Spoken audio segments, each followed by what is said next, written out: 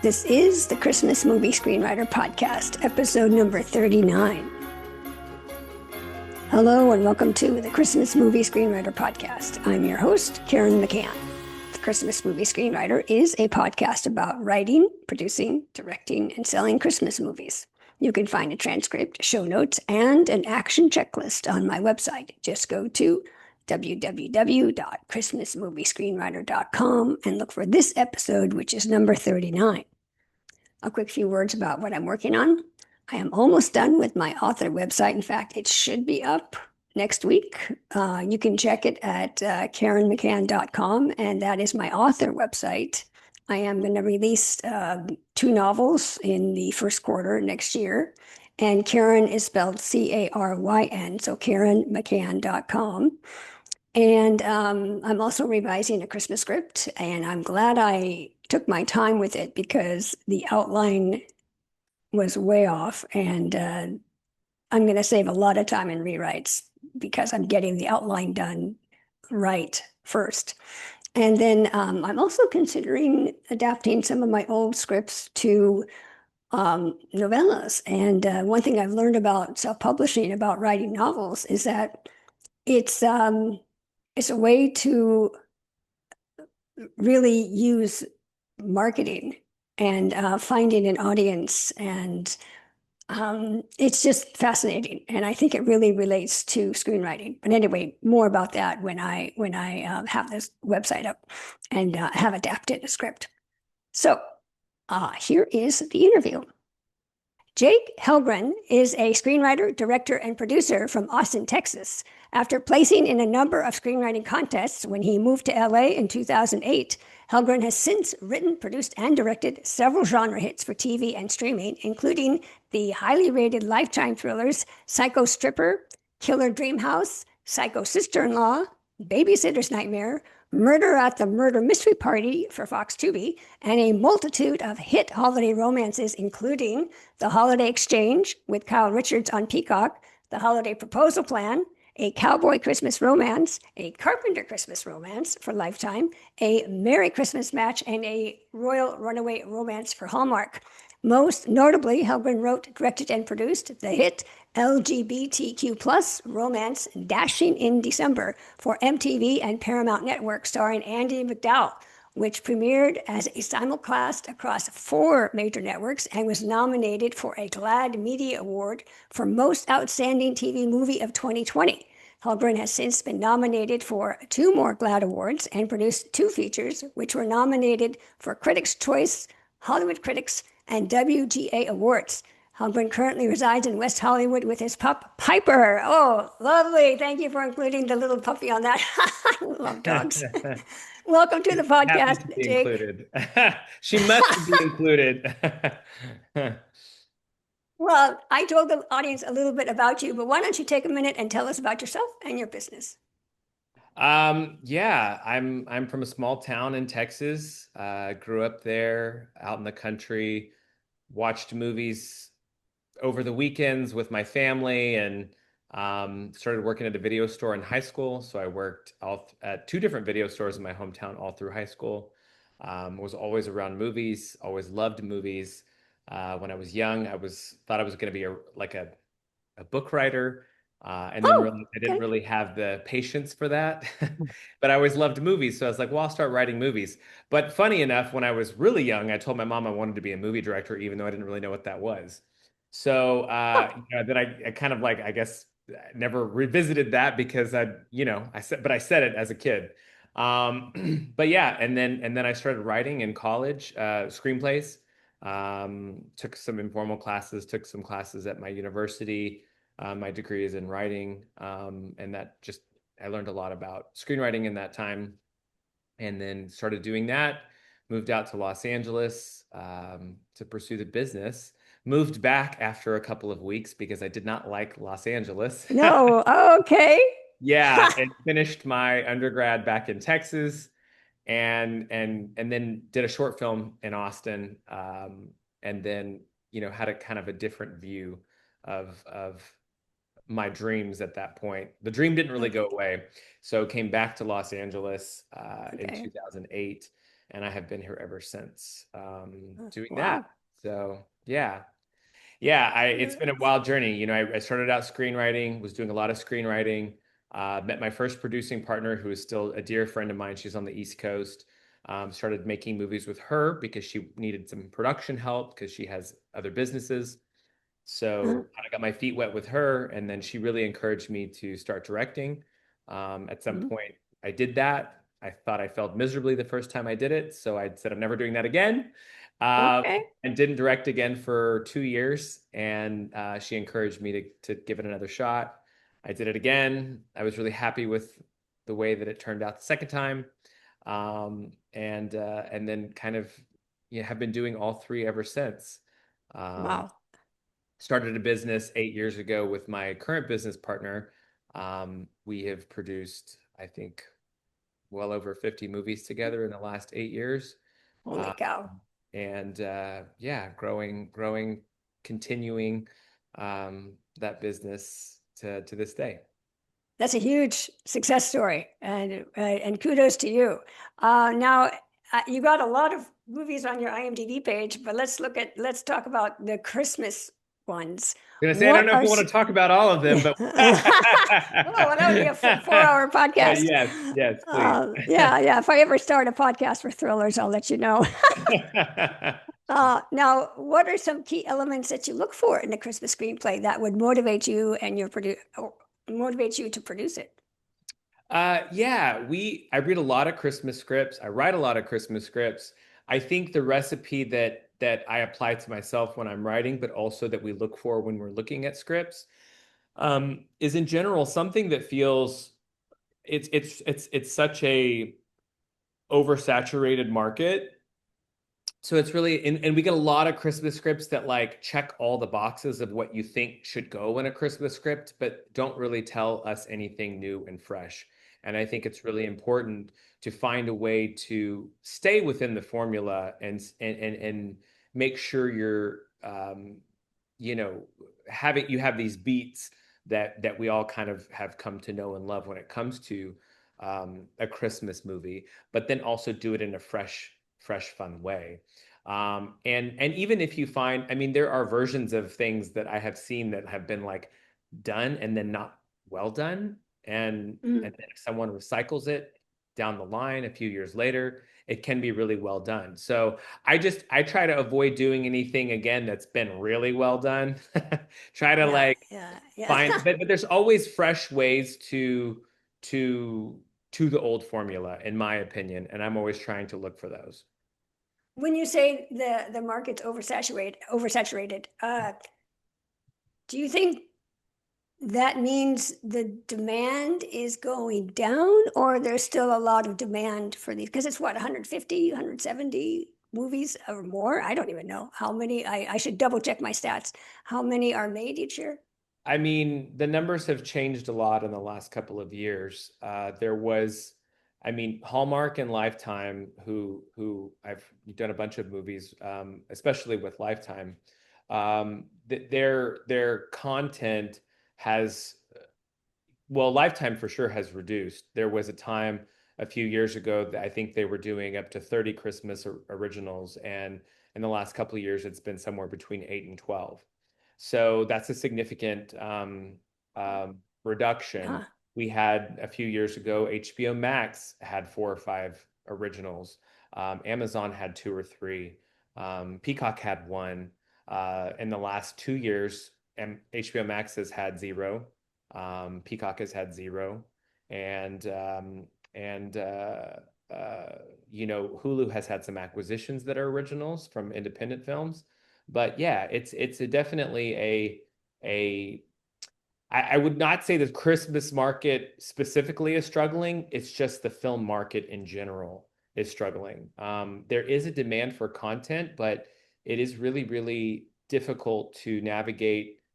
Studios and streamers are having a difficult time figuring out how to get that content out in a way that makes sense to their audience and their viewership. So, we've had unfortunately we've been hit with the strikes and we've been hit with the fires, and LA's just really been through it in the last couple of years, since COVID, honestly, Mm, but right. especially in the last couple of years. And I think it's trying to find a way to navigate the market in a way that the business model is still making money without it, you know, without losing the quality that you're expecting with these kinds of pictures. Right. So I don't know. It's very interesting. Is there still a demand? Sure. Is there as much of a demand as there was 2 years ago? Absolutely not. I think this Mm. is the first year in 10 years I will have not had an original Christmas movie coming out. Wow. Um, I do have an unreleased Christmas film that we were hoping was going to come out this year, but I have not heard any news that it is coming out. Mm. So, Okay. and we actually shot that movie last year. So it is an interesting time for the market. I am hoping that next year, now that I think a lot of this year, it seems to me that the studios and streamers were spending their time trying to navigate and figure out what is the new way to do things that's going to not cost them yay numbers of dollars that they're just like wasting away. But I think what I believe to be true in the business is that um, if we go back to being artist forward and letting really truly kind of like trusting artists to go out there and make their original content at a price. It doesn't have to be a $250 million Marvel comic book movie. You can make a, a lot of movies that could make a lot of money with that money, so Mm. Right. I think there is a way to navigate. I would love to see the business go back to what was happening in the 80s. You just saw so many hits and misses, but for every miss there was a hit. So it's like, Mm. just a beautiful time for in the most bizarre kinds of movies were getting made, and some of them really sticking with people that they've gone on to become cult classics. To get a movie to become cult status today, that's very few and far between. And I think that's because a lot of people are too focused on the algorithm. They're too focused on like, hey, Oh, like, how is this market going to sell to every single country? Well, it doesn't need to sell to every country because not every right. country has the same cultural desires when it comes to pictures.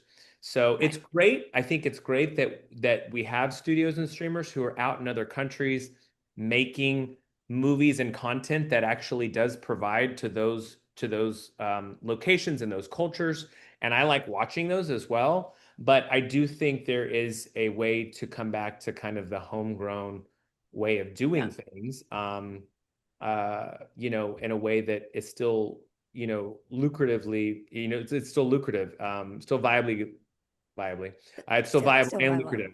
Yeah. Okay. Okay. Earlier you said that, you know, Christmas screenplays need to be new and fresh, which leads into my second question. How can writers avoid sounding formulaic and make their script stand out? Oof. I think the best way to make your script stand out is to really have an original voice and original characters and everything. It's still storytelling still always goes back to the character. If you can, if this character is trying to find a way to save their local cafe, which is I feel like the most, the general trope that you see. But then you have a character that has such an original backstory and such an original voice, and the characters that surround this character have great voices, and you have real kind of like heartfelt romance in it. I think that's the way to do it. I feel like there's just there's that scene I feel like in every Christmas movie during the beginning of the third act, and you have the breakup moment, and then the lead girl, she's meeting with she's with her mom, or she's with her grandmother or her father in some cases, and they always go back to this line like, well, I see the way they look at you. And it's like, if I had a dollar for every time I read that line, it's just the most generic, formulaic, unattractive thing to read, in my opinion, because Okay. it's been overdone Yeah. so Yeah. many times. I don't want to see somebody whip hot cocoa whipped cream. I don't want to see that. There is so much more romance to be had other than these things that you hear over and over and over and over again. Um, so yeah, you have to take some bold choices in figuring out a way to kind of excavate the deep-seated romance that you would feel in reality, not just because I'm in a snow globe, Right. if that makes any sense. So yeah, like original voices and Yeah. original backstories with the characters. I think those are so paramount in order to making a good story. Yeah, I get tired of the whipped cream on the face, but anyway. So how do you find scripts, and do you tend to hire WGA or non-union writers? We have done both. I don't know if we've ever done a Christmas movie with the WGA writer. Those it's tough. I mean, obviously the WGA and the DJ do have like they have the negotiable lower rates now, which does make it a little bit easier. But we've definitely worked with WGA writers on some of our bigger romances.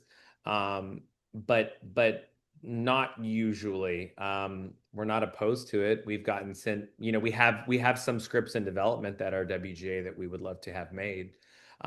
So yeah, there's no particular rhyme or reason for whether we do or we don't. Okay. Does So that, what?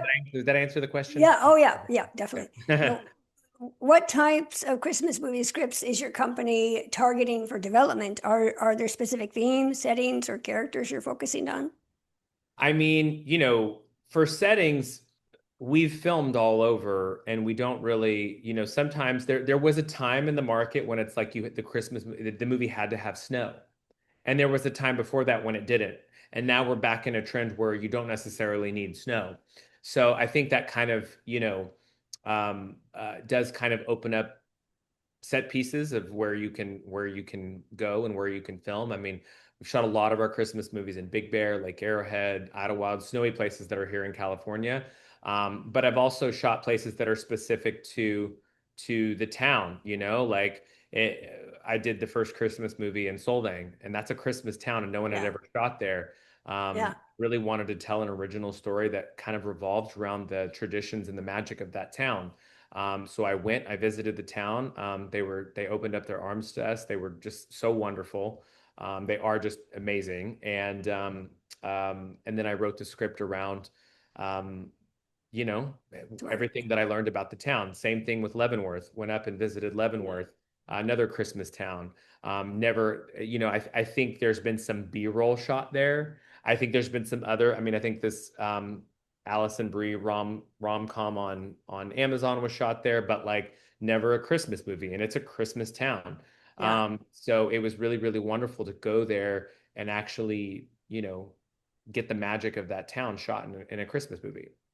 So I think those kinds of things can really, really like elevate a script just because there is so much originality in it already. But that can also create a problem as well. If you don't get the town or you don't get Yeah.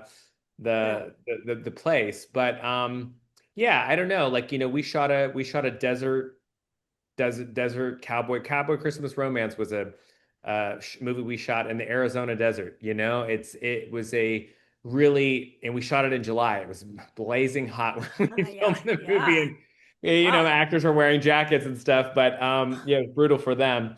But a beautiful Christmas story, kind of trying in a challenge to figure out a way to make this movie feel like a Christmas movie. In that kind of environment. But that made it such an original movie and it performed Oh, very, yeah. very, very Yeah. well. So Yeah. Well, good for you for thinking outside the box. I did Now, not I did not write that one. I directed that one, but Sarah Drew actually, Sarah Drew, fantastic actress you all know probably from Grey's yeah. Anatomy and lots of Hallmark, she's got her second season of Mistletoe Murders coming out on Hallmark this year. She wrote that script and it was a beautiful script and it was one of the few scripts that I got handed and was like, I don't have any notes. This is a great script. Huh? Let's go make this movie. So, Wow. yeah, yeah. That's good. Yeah, that's great. Now, if you could give advice to your younger self about producing Christmas movies, what would it be? Oh my goodness. Um, really make sure you're prepared to make that fake snow look good because you won't have a chance to make it look better once the movie's out. Always go for the real snow if you can. I learned that very early on, so we always try to go for real snow if we can. Um, my goodness.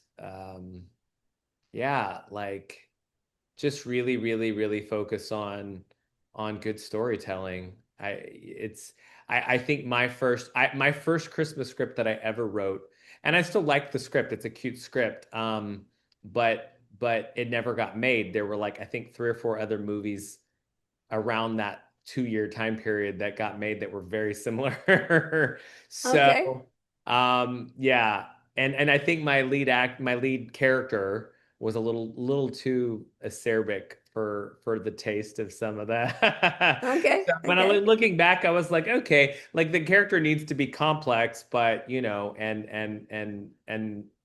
needs to arc. So if they start out a little bit on the icier side or whatever, then fine. But I think at the end of the day, yeah, you really need to flirt the line between, relatable and polarizing. Yeah.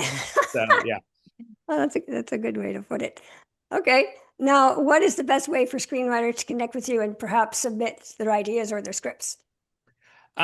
We have a few ways. We don't really take unsolicited material at this time, and well, we never really do. We get a lot of our scripts through. We're always. I try to if I get contacted through a manager. We obviously do have an NDA that we have. Not an NDA. I'm so sorry. A A release. release, a Basically, release, yeah, a just a release form. release, a general release that we have people sign, saying that we are submitted materials. I certainly I have opened emails where somebody sent an idea for a script we have that's very very similar. I'm usually very quick to respond and be like, "I'm so sorry, we have a script that was written a year ago that's very similar to this." It's like I'm like, because there is always the Right, fear right, of like, I would never want one of my ideas taken, and that has happened. right. So Oh, I would never want, obviously a writer to live in the fear of someone, stealing their great idea. So that's why a lot of companies don't take the unsolicited material. But obviously, I did have a writer that we've worked with just reach out recently, and she CC'd her manager.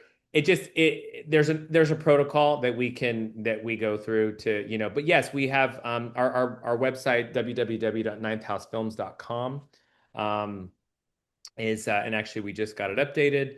It was much overdue for an updating. There is a contact form there.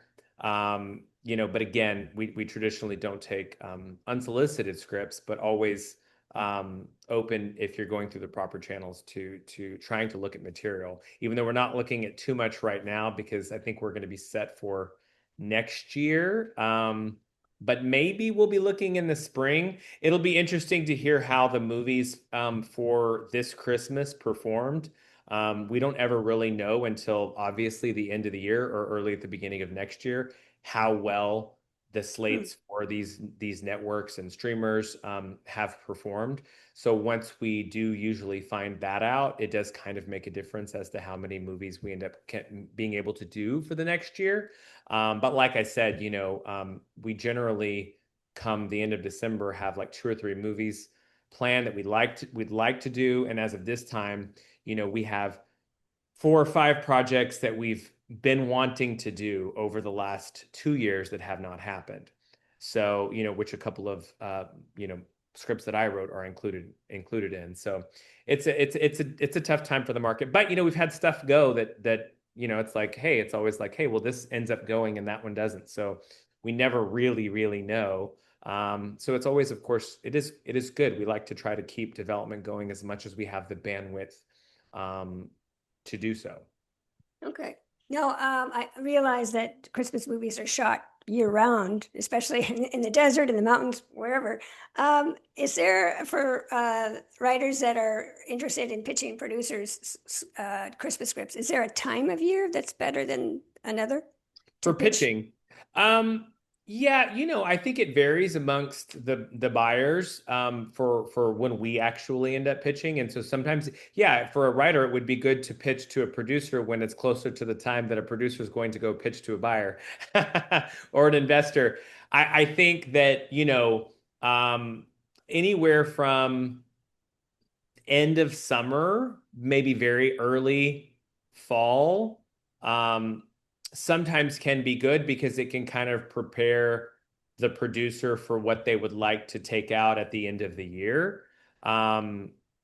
It's not the best time, I think, to pitch in the spring because usually the slates are already going for that season, or the slate Right. is locked in for how many, but not to say that hasn't happened. I mean, the Cowboy movie, for example, landed on our plate, I think in March or April of the year of the strikes, and then we were out filming in late June, in anticipation of the strikes. So Mm. so yeah, we were trying to get ahead of it. So yeah, I mean, we've gotten scripts at late in the game, and they've gone out that year. Um, I think Dashing in December was greenlit by Paramount not even 2 months before we were in production. Wow, Yeah. amazing. Yeah, Wow. so that was a whirlwind because it came out. I think it got greenlit like at the beginning of August, and it premiered in December. So that was a crazy roller coaster for sure. And sometimes Wow. they go like that. But yeah, yeah. And that's well, that's great because sometimes, like you were saying, it takes 2 years or more, and then sometimes it's 2 months, and it's a green Yeah. light, and it's Yeah, go go you go. never know. You really never know. Okay. Well, to wrap up, would you like to share any website links? I did get your ninthhousefilms.com, but any other Yeah. website or social I media mean, details? So we don't, I mean, like, obviously, yeah, that's our website. We do a lot of promo stuff on Instagram. Um, so, my Instagram is just at Jake Helgren. But then our company is just at Ninth House Films. We do, a lot of our trailers and key art and share those kinds of materials there. Um, my business partner is very good about the reels and all that good. jazz. But yeah, those are our links. Okay. Well, Jake, thank you so much for sharing your knowledge and experience. Thank you for coming on the podcast today. Yeah, thank you for having me. I appreciate it. And now for my action checklist. I have 5 items for your action checklist with my interview with Jake. Number one, originality is key in Christmas movies. The Christmas movie market is saturated with familiar tropes, making it vital for writers to find fresh angles and innovative storylines.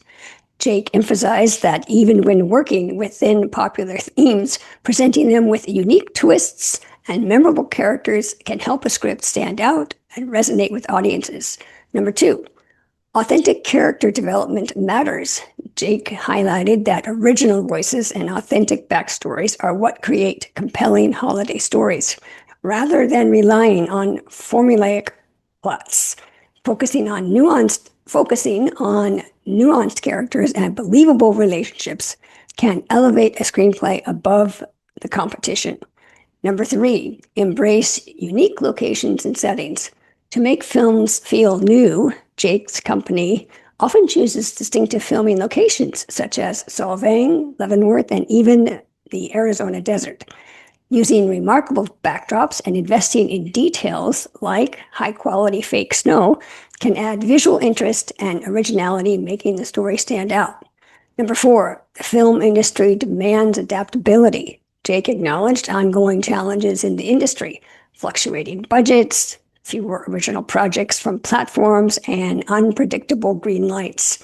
He advised screenwriters to remain flexible, persistently pitch through the right channels, and understand the value of proper submission forms to protect their work and professional relationships.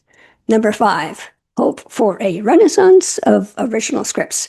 Be willing to take creative risks and craft standout scripts, knowing that the market values bold, original material, even if not every project is a hit.